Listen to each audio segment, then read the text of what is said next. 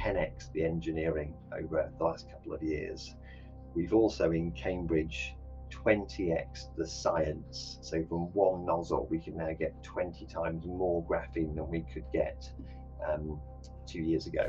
So you take a little bit of graphene and you add it to another material, and it decarbonizes that material, but it also improves its performance. And the uses are very varied across different climate tech, different geographies. When you say get there, currently there being defined as 1.5 degrees of warming and limiting to that. Yeah. I don't think that we will. I think there's enough evidence now that we are going to go beyond that. How do we look forward and say, actually, there is a stable climate and a stable economy and a stable world?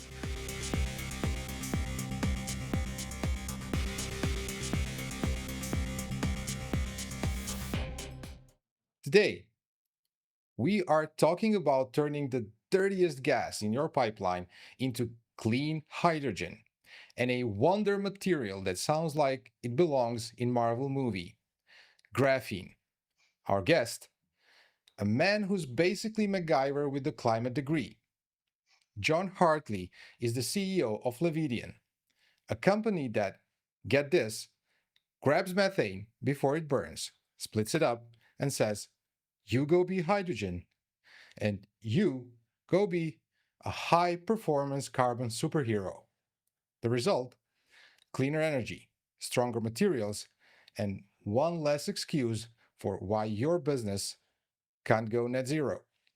John didn't just stumble into this. He studied climate change at Cambridge, helped Centrica pull in billions with low-carbon tech, and has consulted across 3 continents. This guy could probably decarbonize your toaster if you politely asked him to. Let's dive in. John, welcome. Thank you. Great to be here. What a fantastic introduction. I've never described graphene as a character in a Marvel movie before, but I love it, and looking forward to the conversation. There's the idea. You know, John, when I look at the sheer scale of the climate change, it feels huge. You're working on something that could be a piece of the solution. What does carrying that potential impact feels like? I think there's a very rewarding feeling when you see your technology being used and see it in action. I think the frustration for those in climate tech is when they have a great solution, but it's not being adopted, or it's not being adopted fast enough. I've been with Levidian now for 4 years, and in that time, we've really deployed the tech at scale and done that globally. So it's massively rewarding. And I think the reason we've been able to do that quickly is that there's a real complementarity between decarbonisation and a business case hand in hand. So we're allowing customers to make money, improve their products, create value, and decarbonize. And so that growth, honestly, super energizing. Take me back to the beginning. What was the moment that made you dedicate yourself to this energy transition? What's your personal story there? Yeah, so as you said in the intro, I'd studied climate change, and I did a geography degree at Cambridge University over 20 years ago. And I was fascinated by the interaction of politics, society, science, all linked together. And that's what the study of climate science brings you, is this incredible overlap of all of those different interdisciplinary things. So I was intellectually fascinated by it, really at a time when the world woke up to the need for action. And so that nice connection between my personal interests academically and what the world needed really came together. I wanted to understand the energy space because clearly energy has a huge impact on climate change. So I went into the energy industry from a career point of view, and joined Levidian because I saw this opportunity to focus on a really hard to abate sector. So I'd worked in the UK electricity sector at Centrica for a long time, and I'd seen the decarbonisation of the electricity grid. And that's amazing, solar, wind in particular in the UK, penetrating the market, and we saw a way of solving the decarbonisation of electricity. But the industrial sector was much harder to crack. You still need loads of really burning of hydrocarbons to make the heat, to make the intense power. And that's where Levidian is focused. So the reason I joined here was it's the hard bit of the puzzle, or it has been the hard bit of the puzzle uh, to crack, and that's why I came over. Talking about energy, leading something like Levidian takes incredible drive. Where does that energy come from for you, day in, day out? Yeah, I have a really motivational bunch of people around me, and that goes from our board. So Christoph Koziol is our founder. He's a scientist, very visionary, and he truly believes that our technology will revolutionize the world and solve the climate crisis. And our chairman, a guy called Jamie Edmonston, he's an entrepreneur. He's incredibly energetic, incredibly ambitious for our business. And the killer combination of the two of them together, I get really excited by when I interact with them. And I've been able to build the team. So I was hired, I was our fifth employee when I joined 4 years ago. And now we have about 80 members of staff. So I've been able to create that team and that business. So most of that day-to-day energy, because you're right, it's not easy, right? Yeah. Scaling up and building a startup, you definitely have bad days as well as good days. But most of the energy comes from the people and their consistent vision and a knowledge that we are doing something that matters and that really makes a difference. I think if you come to work every day thinking the thing that I'm doing has an impact, the people I'm surrounded by are great to be around. It's a killer combination. We will certainly come to the scale question, but can you just break down the loop technology for us simply? What's the core idea? Of course, yeah. So the let me explain what the system does and then why it was developed. So very simply, we bring in the gas, mainly methane. That's where we're focused, but we can also deal with carbon dioxide. We run that gas through a special nozzle system. That's where our IP and our patents sit. And we apply electrically led microwave energy to the gas flow as it's going through the nozzle. The combination of the nozzle geometry and the microwave energy causes vortices in the gas flow, and it splits apart the gas molecules, typically the methane. And as you said at the start, you then get hydrogen in the gas flow, and the carbon becomes a solid powder, which is our graphene material. And that's really the core of the technology. Now, there are other ways of cracking hydrogen to make or sorry, cracking methane to make hydrogen. Typically, they involve high pressure, high temperature torches, and we don't do that. We are electrically led, and that's really the beauty of the process. It's very electrically or very energy efficient.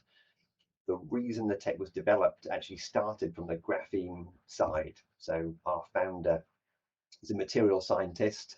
Graphene was discovered in Manchester and was incredibly exciting. But the way that you made graphene historically was by mining graphite rock. There's big graphite mines in places like Sri Lanka. And then you crush it up and you chemically exfoliate or you strip off the sheets of graphene. Now, that is pretty energy intensive, pretty dirty process. But crucially, it gives you inconsistencies in every batch of graphene that you make because the way that you make it from rock has naturally occurring variation within it. So our founder said, that's not going to work if you scale these things up industrially. How do we make graphene which is always the same, always consistent? And that's why he developed this technology that builds it up from the gas phase, because you're effectively breaking the molecules out of the hydrogen or the methane, and then you're putting them back together. So you're able to produce a graphene which is very scalable and very, very consistent because there's no batches. It just runs all the time from the gas phase. So that's, in a nutshell, what the tech does and why we focused on it. Now, the benefit, although we started looking at graphene, is we also make hydrogen and we also capture carbon before it's combusted. And that's crucial because the way the loop works is we put the tech in a shipping container. Imagine Mhm. a 20-foot standard ISO container, put it on the back of a lorry, deploy it to the customer site, run a gas pipe to it, connect it to the electricity, and it runs. So although our founder came from the material science background, it's got these incredible benefits of hydrogen production and carbon capture on site. So that's how it works. I'm curious, how much electricity do you need to produce, say, 1 kilogram of hydrogen, and how much graphene do you get from that process? Am I being like, is this question too much, like, or the amount is too small? Yeah, it's a good question. So the the target metric in the hydrogen industry tends to be this magic 50 kilowatt hours per kilo of hydrogen number. Yeah, yeah, yeah, yeah. Electrolysis is trying to get to that figure. Historically, we've been higher than that. So we've been up around 100, and then we pushed down towards 80. It's worth saying we've got a team of people who are constantly developing and constantly doing R&D to make that number lower. In our technology centre in Cambridge, we've now gotten down below that 50 figure. So from an efficiency perspective, we can be more efficient than electrolysis. It's worth saying the benefit And really, get the graphene. right, and get the graphene. That's the magic. So when you look at the economics of this, really the loop works as a standalone graphene producer, and the Mm, hydrogen and carbon capture can be upside. That's incredible because it means if you can then monetize the graphene, you're effectively getting the hydrogen for free. And we know that the hydrogen industry has had an issue with not just availability of them of it, but also the price has been yeah. too high. So where does loop actually fit in the hydrogen picture? Blue, green, what makes it truly different? Good question. We don't fit neatly into a color scheme, and Yeah, the I think the crucial one is the low carbon hydrogen standard. So yeah. we we are a low carbon method of production. Now the amount of carbon footprint depends on where you get the gas from and where you get the electricity from. The best scenario is where you have a waste gas source. So we have a loop on a sewage treatment facility with United Utilities, a farm from an AD plant down in Worthy Farm, and we're working on a landfill project in the Middle East. And they have got the lowest carbon of all of our hydrogen because we're getting the gas from a waste source. You can also get the gas from city gas, just from like a gas mains, and that has more of has a higher carbon footprint, but it's still less than a grey or a blue hydrogen method would be um, historically. And what's the production capacity, say for both hydrogen and graphene, say per year of that one container? Yeah, good question. So if you think about it in the hydrogen ecosystem, we are not doing grid scale hydrogen. We're not looking to be connecting our units to a CCGT gas plant, for example, or to grid scale Mm. capacity. We are useful for industrial customers who are looking at hydrogen for blending onto their site or transportation, etc. So our next generation of loop system, one module of that will make about 15 tons a year of graphene and a bit more than that of hydrogen. But it's that kind of order of magnitude. Now you can put these units in parallel. One of those bigger new modules fits in a shipping container that might be a 40-foot one, not a 20-foot one, but you can have 10 of them, 100 of them in a row. Clearly, it's not as efficient as you put more of them together, but um, that really is how the system is deployed. But if you're listening to this as a hydrogen customer, I think again we're best suited for that industrial scale of deployment rather than the kind of grid scale of hydrogen need. So logically, my next question is scalability. How what's the biggest project you have, or what was the biggest scale right now that works somewhere in the world? Yeah, good question. We have increased by a factor of 10 over the last 2 years, the size of our loop deployed to customers. So our first one went over to Abu Dhabi. That was a Loop 10 system. And the biggest one has been to United Utilities this year up near Manchester. That was a Loop 100. And that number is linked to the kilowatt hours consumption of the unit. And effectively within the container at United Utilities, the Loop 100, you have 10 of our nozzle systems, whereas our first one just had one. So we've 10x the engineering over the last couple of years. We've also in Cambridge 20x the science. So from one nozzle, we can now get 20 times more graphene than we could get 2 years ago. And that next generation of unit, the first one we built in Cambridge and is now running, and we hope to build our first customer one later this year. And it's not going to stop there, right? We're still investing, we're still raising investment to keep the scale of those units growing over time. The graphene, and forgive my ignorance, but how does the producing that actually change the economics of hydrogen? Great question. So graphene, for those who don't know it very well, is really a super additive. So you take a little bit of graphene and you add it to another material, and it decarbonizes that material, but it also improves its performance. And the uses are very varied. So for example, you can put graphene into a battery cell and it improves the energy density of that cell. So it will charge faster, it will hold more range if it's in an EV, for example. Or you can put it into concretes and cements and it can strengthen the concrete and cement and improve its drying time. There's a whole range. I could list thousands of different things graphene could do, but those are a couple of examples. And because of that benefit, it has value. And that value per kilo of graphene that you use, because you don't need much of it, can be in the thousands of pounds per kilo range. So because customers pay for graphene, and we have sold graphene to more than 50 customers in the past 12 months, there's value in that black carbon powder. That means that the hydrogen you get is subsidized by that graphene value. Now, for every deployment, there's a different combination of what are you valuing the graphene at? Therefore, what value does the hydrogen need to have for the economics to work? But there's a really nice complementarity of actually three revenue streams: the carbon credits from the carbon capture, the hydrogen, and the graphene itself. And we tend to find that graphene has the largest value of those three. Wow. So, who are the dream customers for Levidian right now? Who's leaning in first?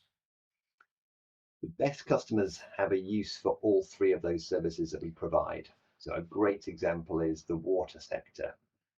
We're doing a project with United Utilities where we're capturing the carbon from their waste gas. This is biogas. They're using the hydrogen on site for filling fuel cells, and we are taking the graphene and we're giving it to the concrete and cement suppliers, who are then giving it back to United Utilities baked into their concrete and cement to lower the carbon footprint of that bit of their infrastructure. So that's a really cool customer because they're getting the carbon benefit three ways and they're getting the value benefit three ways. Other sectors include the oil and gas sector. So, for example, if you have fugitive methane, which is being flared, we can capture the carbon from that before it's burnt. We can then use the hydrogen within the oil and gas asset to help to power it. And there's a whole range of things you can use the graphene for, like coating your pipeline so that they don't corrode as much, for example. So that's another sector where you've got three carbon benefits, three value benefits. That's super exciting. But I could probably spend all day talking about the list of different applications. One of the challenges for us, honestly, is there's so many to go after. We really have to focus on the top priority ones. So you have ambitious targets. What's the absolute strategy to get there? Yeah, so we there's a few elements of the strategy. One is geographic. So we started in Europe. We went to the Middle East next because we saw huge methane decarbonisation need and a lot of industrial growth. And so we opened up an entity in Abu Dhabi. We have a team there that started last year. And we're also going to North America. So we have our first North America customer group called Southwire, who are using a loop system, and they make overhead cables. So we're growing really a customer-led growth strategy into North America. So that's where we're going for the next 2 or 3 years in terms of our footprint. The products we're focused on will continue to be loop and graphene, either sold together or sold separately. And we're doing a lot of R&D on other gases that we could decarbonize, both improving our own efficiency, but other graphene deployment scenarios as well. So really the short-term strategy is deploying the existing tech at scale into those geographies with some really great customers. And we've raised some money. We ran a Series A round a couple of years ago to fund that stage of our growth. But we're not going to stop there. So we want to build the best decarbonisation tech company in the world. And to do that, we need Loop to start cracking other gases and producing other outputs. And that will be the next phase of R&D. But we want to commercialize the one that we've got at the moment before we pour more on Yeah. top. But yeah, that's really the plan. So scaling the tech is tough business. And what's the biggest commercial hurdle Levidian faces right now? I would say the biggest hurdle is matching the Loop network capacity with graphene offtake demand. Because if you imagine the sales cycle and deployment cycle of a Loop, and those of you listening to this who work in energy infrastructure will know it takes, let's say, it can be 12 to 18 months for a sale, and then a few months to actually roll out the tech. That might sound slow, but actually we're able to do it pretty quickly, and it's a lot faster than new material adoption. So if you want to get graphene into a tire or into the concrete on a building, it can take years of R&D and certification to allow you to do that and to make it happen. So the biggest challenge we have, honestly, is matching Loop network deployment and the capacity with the need for graphene, because graphene need can be quite lumpy, and trying to link those together is a little bit tough. So to be honest, as both grow, it's a nice problem to have because they're both going in the right direction, but trying to match them is the tricky bit. And what's the most significant technical dragon you're fighting right now with Loop? Scale, I think, is the main one. So often we talk to customers about their hydrogen needs, and we are not big enough yet to provide enough hydrogen to fulfill those. What we can do is gradually increase the capacity on a customer site over time, either by adding new units or bringing R&D learnings to that customer site. Often that actually is helpful for a customer because they're going on their own net zero journey. They're not ready to rip out all of their methane consuming assets and put in hydrogen ready infrastructure. They might say, well, look, I've got a gas turbine that's got a 5-10 year lifespan. So what we're able to do is give them loops of increasing size to give them a methane and hydrogen blend that then can move to hydrogen at the right time to fit their net zero journey. So I would say, on the one hand, while it's a challenge that we need to increase our capacity and scale, often our journey links quite nicely to our customers' net zero journey and their ability to accept hydrogen at scale as they grow. And what about the regulations? The regulatory world is a maze. What's your biggest headache there globally? Um, good question. I think it's actually on the hydrogen and carbon capture side, we found it relatively unrestricted and relatively established to work within. The graphene handling regulations are our single headache, and the way that varies by country. So graphene is a nanomaterial. It is non-carcinogenic, it's non-toxic, it's non-flammable, it's very stable and inert. But because the graphene flakes are so small, It's a nanomaterial that has a set of requirements around how you handle it, and that's particularly onerous in the US market, for example. So that's probably the largest one. You're so unique on the market. Where do you feel Levidian's core competitive advantage truly lies against everyone else? Yeah, the ability to do all three of those things I described: carbon capture, hydrogen production, graphene production. We see people who can do one of those three things or two of those things, but not that combination. So you might have a hydrogen producer who can capture the carbon pre-combustion, but they're making a carbon black material with a very low value, whereas we're making graphene. So it's that stack that sets us apart, as does our speed to execute. So if a customer wants to deploy our technology, we can do that very, very fast. And by very fast, I mean the site install component of what we do can take a matter of days. Whereas if you think of big carbon capture, big hydrogen projects, they can take years just for planning consent. So that really helps us to stand apart as well. And what are the non-technical biggest risks that keep you sharpest? Non-technical biggest risks. I think we talked about the regulatory one in terms of how different materials are treated. I think that's definitely a factor. I think the other one is, and to be honest, our biggest hurdle to customer adoption is that we are making them change or making a change in someone's business. And it's often not a must-have purchase, right? So you need to buy toilet paper for your bathrooms and food for your canteen, and you've got to buy concrete if you're a concrete user. You don't need our technology unless you have a desire to innovate and improve your products, which requires some innovation, or a net zero target that you've got to hit. And so my biggest non-technical hurdle every day is, how do we get our customers to come on this journey with us? Now, some groups, I've listed some customers we already have, like United Utilities and ADNOC and Southwire, are innovative, get it, and what we do really aligns well with their business plan.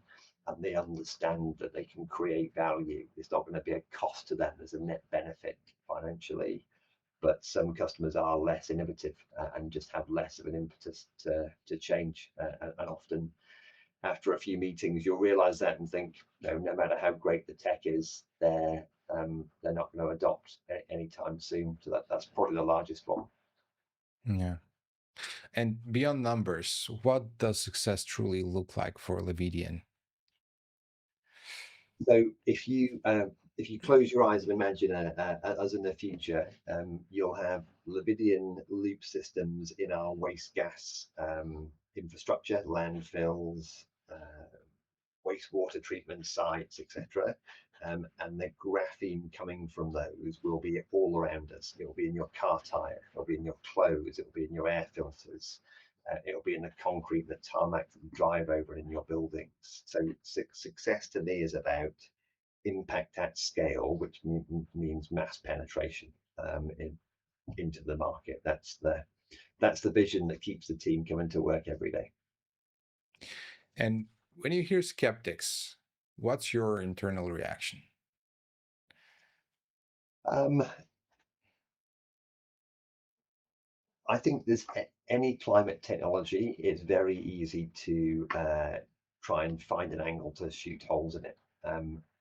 We tend to be masked from a lot of that or shielded from it because there's a real business case, there's a real economic value case. We're not asking customers to choose between economic value and decarbonization. We can do both at the same time. So I think when I see criticism of other techs, I often feel a bit sad because I think we all know we need to change from where we are today. And the first step you take probably won't be perfect, but it will help you get to the second and the third and the fourth step. So I think there's too much in the climate space of criticizing step one without acknowledging that it won't be perfect and you have to do it to get to step 2, 3, and 4. So that's just how I feel about the market in general. But for us particularly, honestly, we don't get a lot of that, and I think we've been lucky that we've managed to get the tech working in the real world and creating real value, and that's helped to, I think, helped to shield us from some of that. And now I'm very interested in what's cooking in the laboratory. What's next? What are you preparing? Good question. I can't tell you all of it. But let me try and give you a flavor. So I talked about two areas. One is the different gases we can process with Loop, and the second one is different things we can do with the graphene material. So let me describe that. So we know we can crack or break apart CO2 as well as methane. And we also know when we do that CO2 separation that we get carbon monoxide. So we get the precursors to Sustainable Aviation Fuel, or SAF.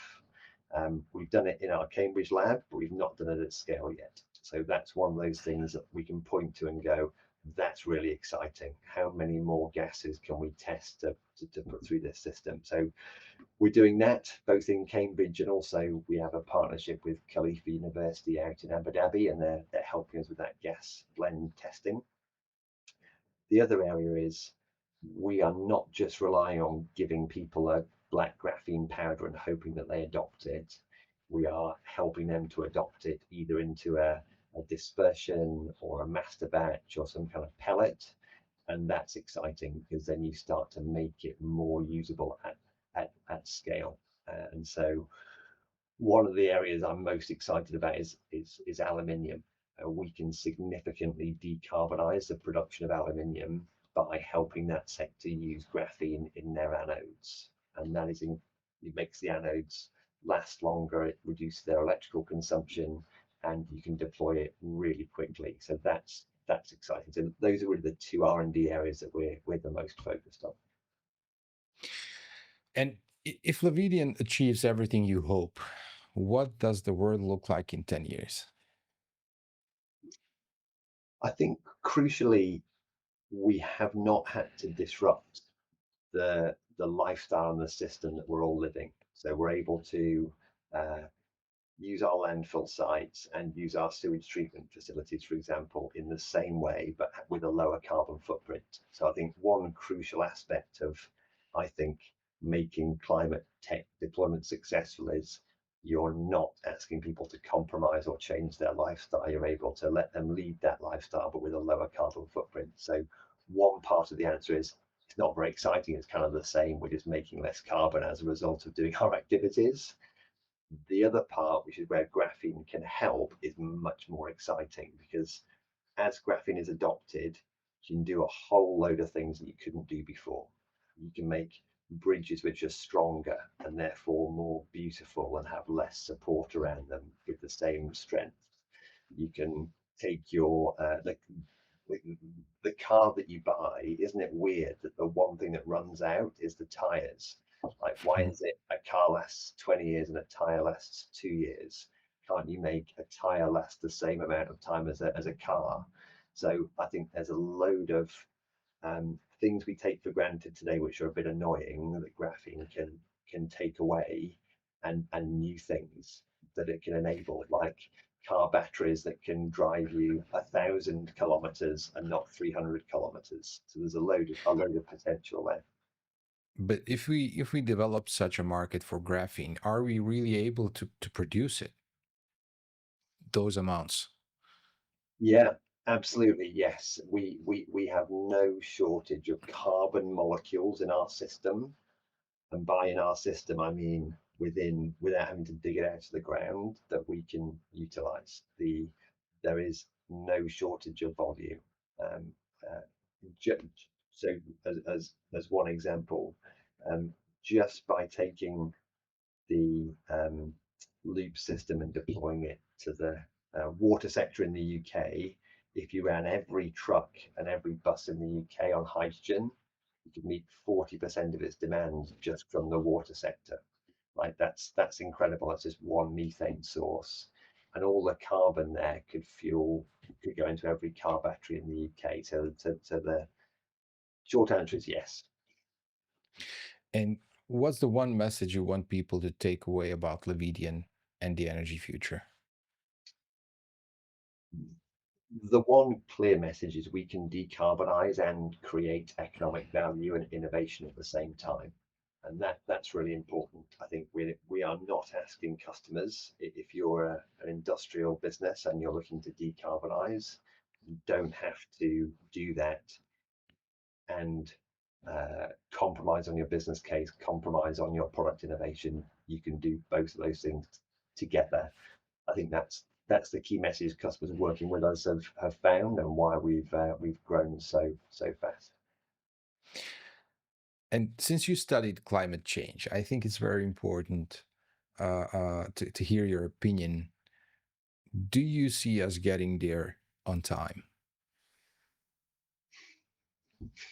That's a really tough question. I think if you'd asked me 2 years ago, I would have said yes. I felt like there was a wave of optimism and action, and I think that has slowed down. So I think across different climate tech, different geographies, when you say get there, currently there being defined as 1.5 degrees of warming and limiting to that. Yeah.